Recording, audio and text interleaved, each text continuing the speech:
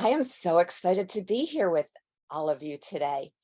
And today we're going to be talking myself as the host, Beth Bador with The Creative Life by Design. And we are on the podcast called Transforming Lives. So that's kind of the topic that we're going to be talking about today.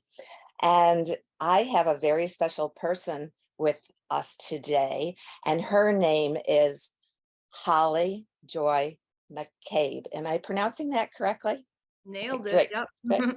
And she is going to tell us about her story with healing, illness, and with a head injury.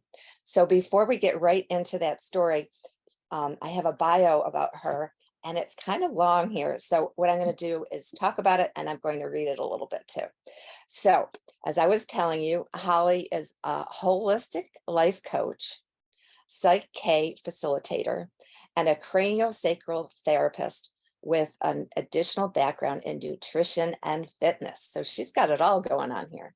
She has been an entrepreneur for 11 years, a lot of information she's had there.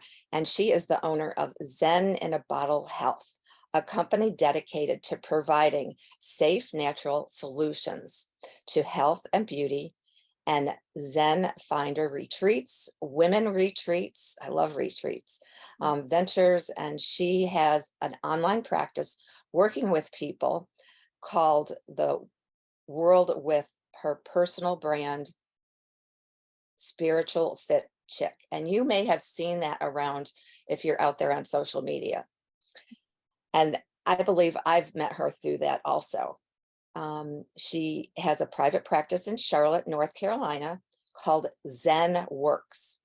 Holly is also an author of a spiritual fit chick life planner, a 90-day. And it's a guide and a planner to improve your mind, body, and soul, because it's about everything. You just can't work on your mind and change your life. You just can't work on your body and change, the whole thing has to come together.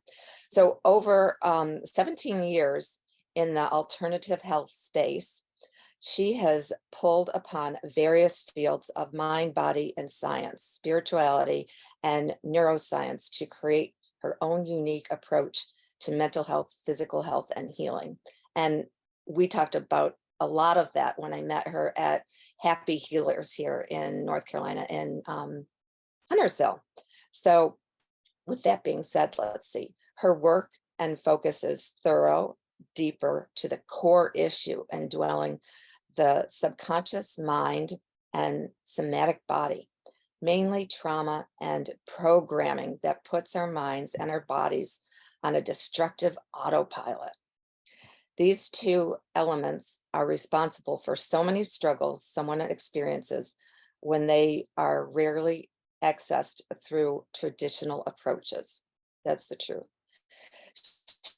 She then builds out into more superficial aspects like mindset, self-love, self-care, exercise, nutrition, to a complete full wellness spectrum.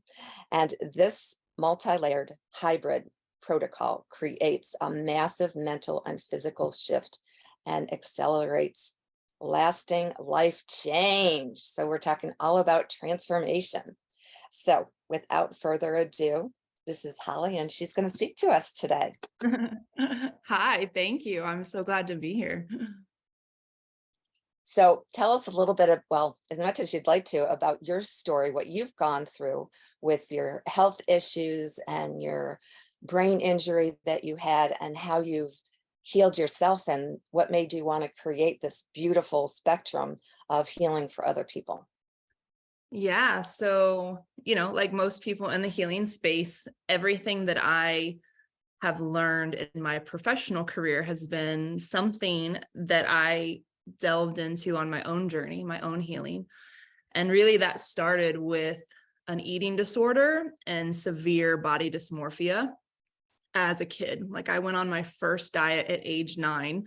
I had sat down to dinner, I'm a little 9-year-old and I'm going through the changes and my body's changing. And my dad looked at me and said, "Holly, you're getting kind of fat," and it's like the masculine energy that's supposed to be Oh, nothing but build you up and take care of you, and everything just shattered my entire world and my identity and my sense of self-worth. And I grew up really kind of off grid. Like, we didn't have traditional TV. I was homeschooled, but I had at my aunt's house watched a little clip of a Lifetime movie about a girl that struggled with an eating disorder. And I literally remember thinking, oh, well, that will fix things. I just won't eat, you know? And that started a long journey into obsession with exercise and my weight and just so many different things that I know a lot of women can relate to. Over exercising, constantly starving myself, then becoming so hungry I would binge eat, and just that entire thing. That was kind of my first dysfunction that started so early on in my life. And of course, equating my beauty and worth with my size. And I was never going to be like Britney Spears or Christina Aguilera. I was not only my height and just bone structure and stuff, like I was never going to be remotely close to that, but that was my idea that I was chasing. That was the standard of beauty that I thought I needed to achieve. So originally I got into health and fitness trying to be skinny, trying to fix that core wound of I'm not good enough. I hate my body. I hate myself. And if I don't achieve this thing, I'm never going to be happy. And I wish that I could say that that was a quick journey, but it was not, because as I went deeper and deeper into the health and fitness world, I mean, I would go to the library and check out every fitness book, read every fitness magazine, every nutrition book. Like, it's not often that you're 10 years old and like reading scientific literature on nutrition. But that's what I was doing, trying to figure out a way, like, what's the perfect diet? What's the perfect training? What do I got to do? And as I progressed deeper into that field, as soon as I turned 18, I did my personal training certification. And I had started to kind of work on my healing. I had started to learn better ways to exercise and eat. But those old habits and those deep-seated beliefs of I'm not good enough and I need to starve myself, and if I'm feeling shame or guilt about something or inadequacy, I'm going to go exercise really hard. Those were pretty much always popping up a little bit throughout my fitness career, because then I went into more extremes like fitness competitions and all those things that appeased that you're not good enough if you're not here kind of thing.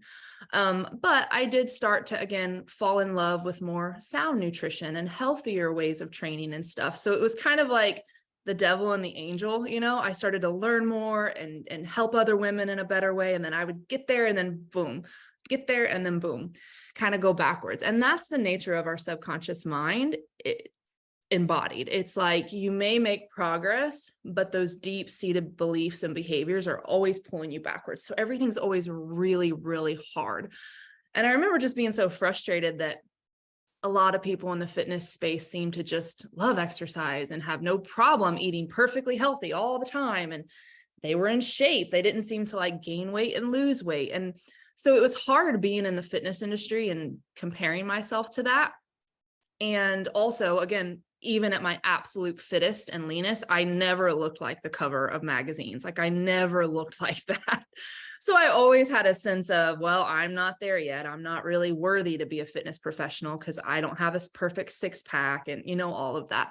So that was kind of a big part of what led me into the career of health and fitness and healing, because as I went through years and years of that, not only was my body being destroyed by all of the extreme dieting and extreme training and then overeating, the way I kept feeling like a failure, the way I kept trying to like hate myself more and to change, I would starve myself all week and exercise really hard. And then the weekend would come around and I would be starving, exhausted. And I would go through like 3 drive-throughs and just like veg out in a coma the whole weekend, completely isolated, feeling miserable, and start the whole cycle again, So it was like the more I tried to use shame and self-hate and comparing myself to everyone else in the industry, the more it actually just fed those negative behaviors of overeating and punishing myself with fitness. And so that was a big part of what led me to, what am I missing? Like, I know what to eat and how to eat. And I've read every fitness book on the face of the planet. I know how to do that. But why am I constantly self-sabotaging? Why am I constantly pushing myself backwards? And so very early in my career, like 4 or 5 years into the fitness world, that's when I started to become obsessed with the subconscious, the mindset, like what else is going on here? Like, how do I actually stay consistent? That started a lot of study in the self-development space, and, the Tony Robbins, like law of attraction kind of stuff was pretty pivotal for me. Like many, I watched The Secret, and was like, oh my gosh, this is the missing piece. And I applied that, and it created a lot of shifts and change in my world. I feel like that was responsible for me walking away from bartending and the things that I was doing as a career into opening a business at 23 and making that successful. But again, it was like the kind of monster on my shoulder was there. It was just less and less, but it was still there. Like sometimes I would find myself so overstressed in the entrepreneur space, pushing myself too far. And then again, just wanting to check out. So it was always this push, push, push, go backwards, push, push, push, go backwards. And then the final component of that to just really lay the stage for all the dysfunction in my life was really dysfunctional relationships. Those things tend to go in pairs. We like to abuse our bodies. And when we feel unworthy, we like to attract people that do not treat us very well and manifest that area. So I was classic that. I was dating a lot of bodybuilders, and I was trying to attach to people that had the body and the self-discipline that I thought I needed. So it was very egotistical, self-centered, aggressive, masculine men, masculine, I put in quotations. And so I had a lot of dysfunction there, a lot of abuse, physical, emotional, psychological, just bad relationships, bad relationships. And so with that, I kept having the same concept. I'm like, okay, my health and fitness is better. Okay, now my money and my career is better, but I'm still attracting this. It's like there's all these different areas that like to pop up when you get one under control. And in my practice, I teach clients that it's like emotional whack-a-mole. You hit down this one and this one pops up, and you hit down this one and this one pops up. And so again, like this is in my mid-20s.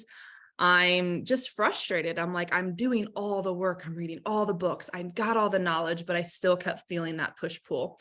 And at that point, I had already had my brain injury. So I was physically assaulted at 19, a really aggressive brain injury. But at the time I was bartending, had no medical care, was, supporting myself. I had no option to not work, and I had to just push through. And so that had started a lot of additional health issues that I kind of had to push through and ignore for many years. And then all the chronic stress of bartending, trying to work in the fitness space, still dieting and training too much, bad relationships. I mean, I was just basically swimming in a sea of stress, trauma, and dysfunction. My nervous system was completely tanked. I was never sleeping. I was working around the clock. And so all the things that I knew to do were never going to combat all that stress and trauma and the brain injury and everything else. And so I managed to make it through for 6-7 years longer. I had competed, I entered into strength sports, my business was thriving, but I never really felt great. And I kept finding some dysfunctions in relationships and overworking and just those extreme tendencies. And all of that basically also led me to the work in the healing modalities that I do.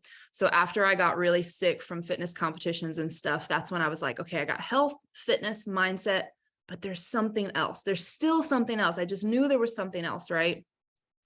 And so when I enrolled in school, I remember the first day that I was in class and they talked about the way emotions and trauma are stored in our tissues, in our body, and our nervous system. And I was like just mind blown. Oh my gosh, this is it. Like, this is the missing piece. And the school that I went to, it was a massage school, but it was really unique in that everything was Eastern based. So I studied the 5-element theory and all these really non-traditional modalities of healing, energy medicine, things like that. And I became obsessed. I was like, this is it. This is why I have all this dysfunction and trauma and why I keep creating all this. And so it like plugged into everything else. And to me, it was like, how you can have strands of Christmas lights and they're like, one's broken and then it works and the whole thing lights up. Like, that's what it was like for me. It was like, this is the full spectrum. And so I had started really integrating that into my practice, into my work with other women.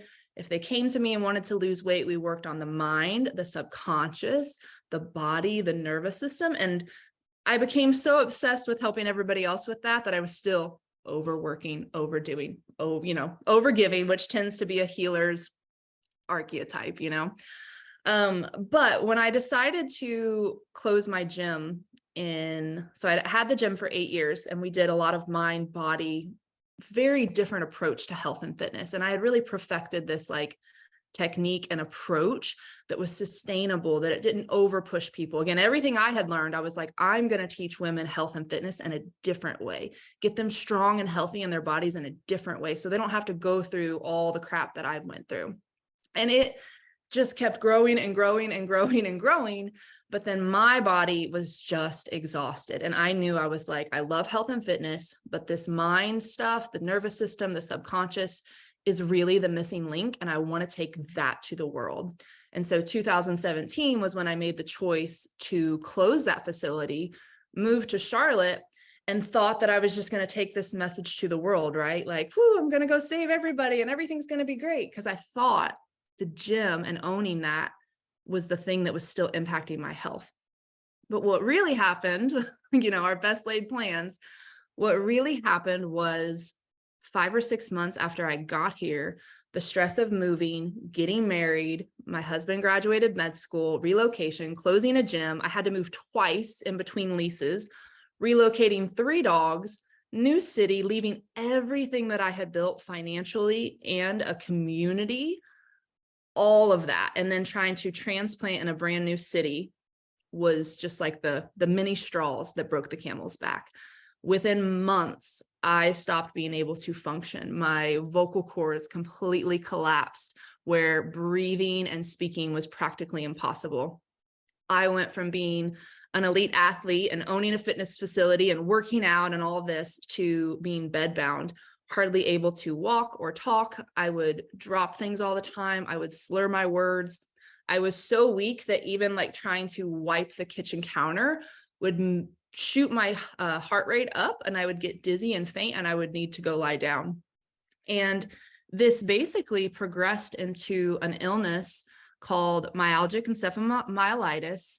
And it is a mitochondrial disease that impacts every organ, cell, and tissue. So you're hypermobile, your heart and your lungs don't work quite right. Your cells can't renew and detoxify. So the slightest thing for me was like lifting hundreds of pounds, hundreds of times. Like I was more sore from doing dishes than I was when I used to do strength competitions. And I would be sore for weeks. It would take my body to recover. And so every organ and tissue in my body, my thyroid, I started gaining weight. I gained like 50 pounds within months. I wasn't able to exercise. Nothing had changed in my diet. My mood, my mental health completely tanked. All my hormones tanked. And I was basically like a shell of a human within the first year of being here. And through all of that, guess what still keeps coming up? Push harder, fix yourself. Something's broken. It was that same, like, there's something wrong, fix it aggressively mentality and approach that I had used before and thought that I was graduated out of, but this was life or death. This was a crisis. I had this new business to build. I was newly married. Like we were going to be a joint income family, and it got really, really, really bad. I was able to maintain a small amount of clients during that time. And my company's in a bottle was actually like a saving grace for me, because the only thing I could do is basically sit in my bed with my computer. And that's when I launched that company. I was like, I have to have some type of creative entrepreneurial expression. I have to feel like I'm serving the world somehow. And maybe I can't go and coach and teach and take women on these retreats and all this stuff, but I have to do something. So I was still doing that. But the more I became obsessed and hypervigilant about what was wrong with me, the more stress I was just adding to my plate. And my husband was new to work. He's covering multiple hospitals. We're stressed. He's gone all the time. I don't know anybody. It basically dropped me into the deepest, darkest, like dark night of the soul that most people, when they talk about those, it's like a couple weeks or a month or maybe a few months. This ended up being basically 5 years of complete debilitation, barely able to leave the house, going to doctor after doctor after doctor, spending our money that we were supposed to buy a house with. We weren't able to really go anywhere or do anything. Any money that I made went to the businesses. His money was barely covering medical expenses for us. That put a huge strain on our marriage.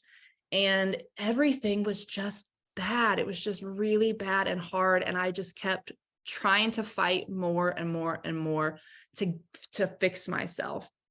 And it wasn't until I saw this like world-renowned specialist in ME that when I finally got the official diagnosis, not only could I like feel relieved of, okay, this really is a thing. It's not just I need a certain vitamin or I'm just doing the wrong diet. Because by the way, through that process, I went vegan, I went raw vegan, I did water fasting. I was doing all of these things that were actually, they're packaged as healing, but they were just adding more stress to my body. Like I didn't need to eat less. I needed to eat more. I didn't need to, find the magic supplement. I needed to just let my body be. And so I learned so much about the much, much deeper levels of the nervous system and how even the most healing, natural, benign things can add more stress to our plate when we're that broken. And I had to, basically, this was like the end of 2019. So I'd been sick about 3 years. I basically had to complete surrender, take all expectations off of myself. Everything that I was trying to do and the threshold that I was trying to get, I had to lower it about 1,000%, like way down here. And one of the diagnoses that I got was something called POTS. And that impacts your ability to balance and, stand and function at all. And whenever I would have a good day that I felt decent after being in bed for a week, I would get up and try to like clean the house or, mow the yard. I would always push myself too far, even though that was like very little. And then I would be flatlined again for 2 weeks trying to recover. And so with that diagnosis, I had to completely re-engineer my expectation of myself. And I had to accept the reality in a way that I had basically been unwilling to do. I was like, nope, I'm not going to accept this diagnosis. Nope, I'm not, there's not anything wrong. Like I just got to find the thing and fix it. And so it was very, very, very humbling, but it was very empowering too, because for the first time in my life, I had a metric that I couldn't bypass. Before I would starve myself. Before, if I was tired, I would push myself. My body was always for years and years giving more than it had in the tank to give. And I just kept exploiting that, even when it was for the betterment of the universe, even though I was trying to help people. I was always withdrawing more than I was depositing. And that eventually left me in such a chronic deficit that I was basically in like an energy debt that was going to take me years to get myself out of. And that process did start from then. So I'll never forget this particular thing because of the gravity of it. I started researching POTS and really understanding the dynamic of it and what your body's capable of doing. And it's essentially a heart dysfunction. Like your heart can't actually pump blood to your extremities. So even just standing up, your blood can't recirculate. So you're very dizzy, your heart rate shoots up. It's not fun. And so I had, wanted to exercise again, and I had missed exercising, was always trying to do something. Then I did it for 3 years. And I was like, I found this online program, and it was like this 6-month program. And it started with 10 seconds, 10 seconds of exercise lying on your back. Literally, I lied on my back and I did this for 10 seconds. That was it. That was my first day of training. And I went from being a competitive strength athlete, lifting hundreds of pounds just a couple of years prior to this. And here I am in this house. Life is kind of, not fun. Like life is very dark. And I'm on my back, moving my feet for 10 seconds. I took a day rest. The next day, it was 15 seconds. I went in 5-second intervals. Seconds. Like it's just insane to even say that now based on where I'm at. But that is literally all my body could handle. And I had to wrap my brain around that being the case. And then I built, and then I built, and then I built. And when I got to 5 minutes of little intervals with that, then I started walking 2 minutes in my neighborhood, then 3, then 5. And so slowly through 2020, the pandemic, the whole new added stress to everybody, right? Like right as I'm kind of trying to come out of this sort of darkness and isolation and everything, the pandemic hits. And I just had to, I was like, okay, well, I'm kind of used to this being alone in my house thing and being online. So it wasn't a huge shift for me, but it was just like that much bigger. Now we can't even go anywhere. And so through 2020, I started some different therapies. I had a much different understanding of what was going on with my body and how to approach it. I was able to stop trying to push and do extremes. I just had to stop and be okay with that. Be really, really, really patient with my body, accept that I couldn't go out and do these other things, and basically just build. So that first year I got up to a mile. When I got to that mile of walking, it was like, I just can't even explain how huge that was after literally not being able to walk from my kitchen to my bathroom without feeling like I was going to pass out. The next year after that, there were a few setbacks because I had actually got COVID. And because of the nature of the immune component of my illness, that really, really tanked me in a much different way than it would have a normal person. And that put me backwards about 6 months. I had felt like I was here, and then it pushed me back. And that was really devastating mentally because I had just fought so hard to get that momentum for a year. Went backwards, but I had to just be like, okay, you have to do the same thing again. You just have to start small, readjust your expectations, move forward with that. And so 2021, I ended up being able to get to 3 miles, just again, progressively overloading my body, very, very careful with what I committed to, keeping my client load low, like just enough, not too much, just enough. I constantly had to evaluate that. And then through 2022, was able to consistently walk, numerous times, some bumps in the road. Sometimes I would still over push. So, like I constantly had to check myself. And towards the end of 2022, a lot of other things in my life shifted with a move. I knew I was ready for like the next step to kind of leave that house, leave a lot of things behind that had just kind of matched the state of my illness, behaviors, things that I was doing, dysfunction in relationships. So everything kind of felt like it was crumbling down last fall. But at the same time, my practice, my health, everything was moving. And so I recognized when you move out of a certain state, especially a state of illness or depression or dysfunction in relationships, it's not sunshine and rainbows. It's not like, oh, like the angels come and everything heals. It's actually really dark and turbulent, and relationships fall apart. Like it's very chaotic, basically. And so that season was like nothing that matched my old life. The life of me being that sick was working anymore. And it was a rocky, like 6 months, things just that didn't even make sense weren't working. Business relationships, like I fired a lot of people in my company. It was like a dismantling of all the old. But I knew that that was necessary for my next and final step of healing.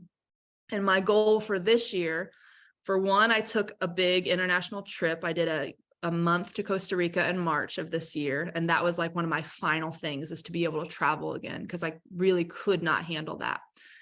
Did that, was amazing, felt 90% well, was able to do activities. Like, I mean, it was just breakthrough for me. And then the last thing that I've been able to do with my healing is this year I've been able to get back to weightlifting, and I'm now exercising 6 days a week, weightlifting, pretty substantial weights, running, yoga. I mean, it's just absolutely breakthrough what my body is able to do now, especially given the prognosis of my illness is like, you're pretty much kind of said, you're going to be a vegetable. There's no cure, nothing we can do. This is just the thing you have, and accept it. And that was like never enough for me. Like being an entrepreneur, being a traveler and an athlete, being I want to go serve the world. I was like, that is not what my purpose is. I felt it in my bones and in my soul.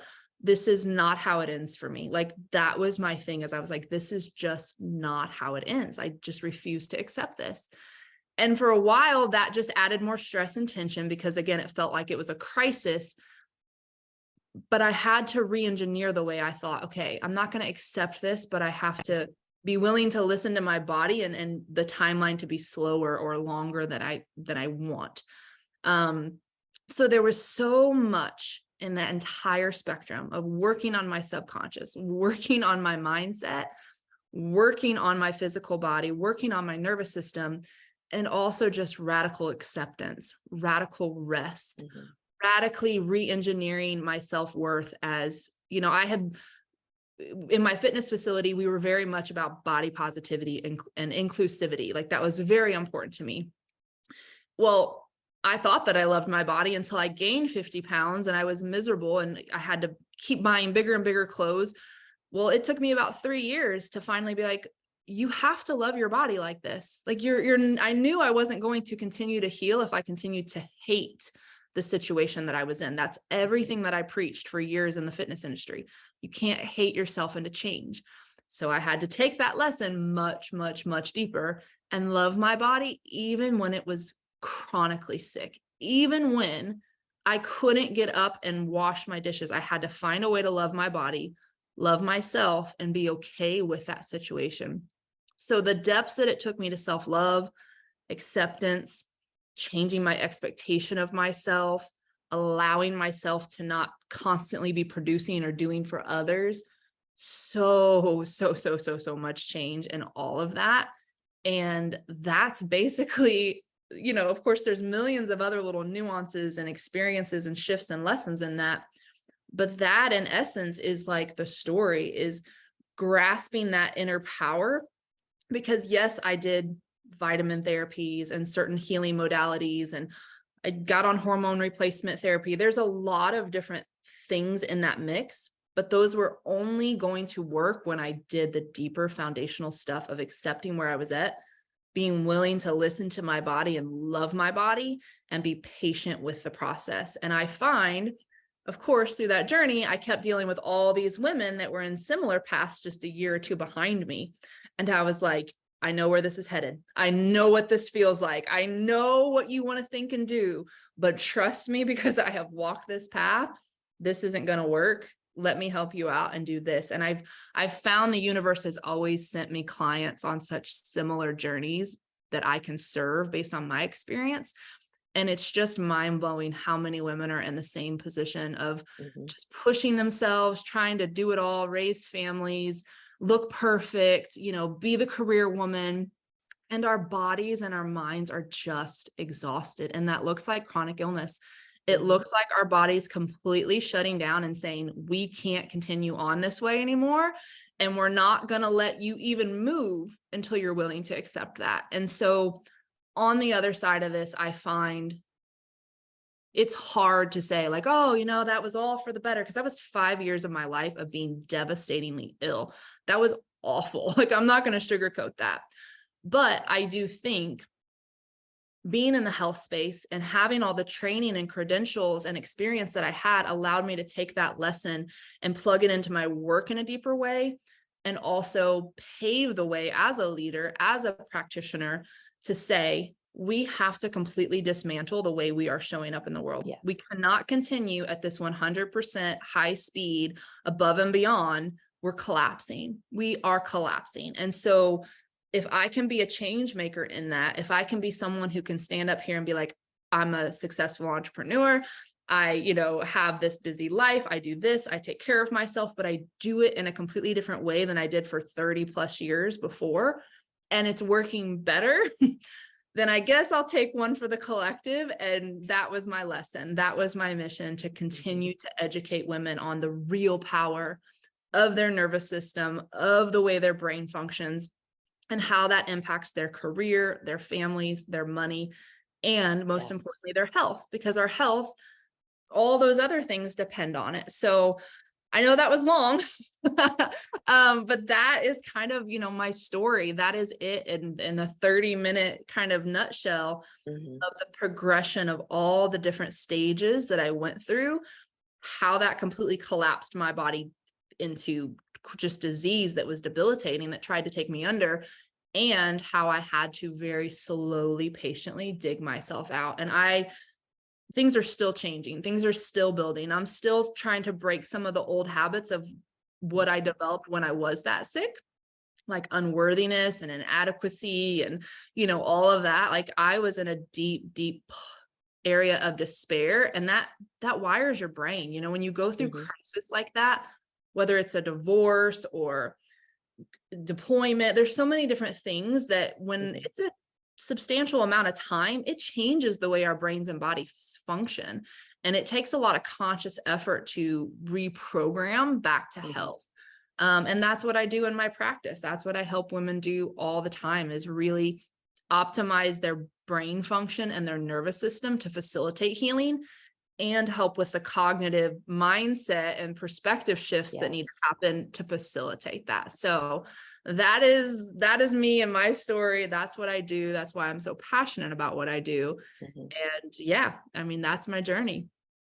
I love your story and your passion, and when I met you the other day, I wouldn't have believed that you had gone through all this. You just are this bright light and healthy, mindset, everything. You got it going on, girl. Thank you. I've fought Yes, very hard yeah. to get here. Yes, I am in the same boat, and I can relate to a lot of the things that you were saying. I was a model when I was younger and a dancer, and trying to fit that, and eating disorders, and Yeah. realizing what was healthy. And then now I've had a lot of chronic disease issues that I'm working through, kidney transplants, one that didn't work, and a kidney Mm, that I finally got that is working, and some other things. So I can totally relate to your story, and I've been working through some of the same things that you have worked through, still working through things. So yeah. I'm just so glad that you came to talk to us. So many women, and men need to hear these kind of stories, because the men go through them too. But I relate to you that I spend more of my practice with women. I Yeah. can relate to that. But if people want to find out more about you, what you do, become your client, learn about some of the blogging that you do, where can they find you?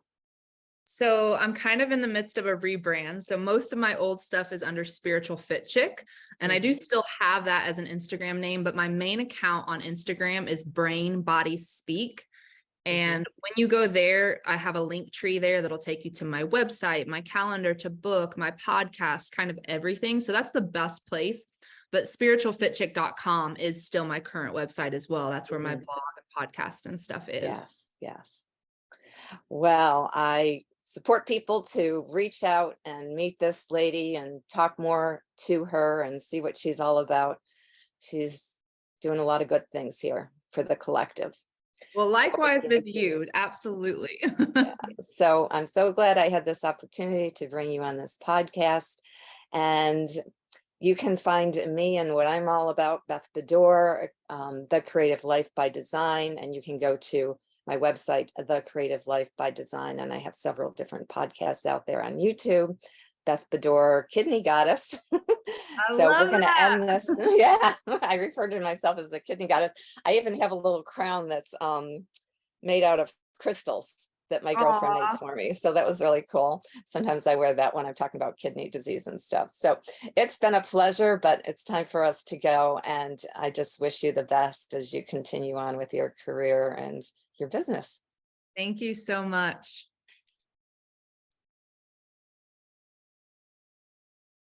and stuff and recording.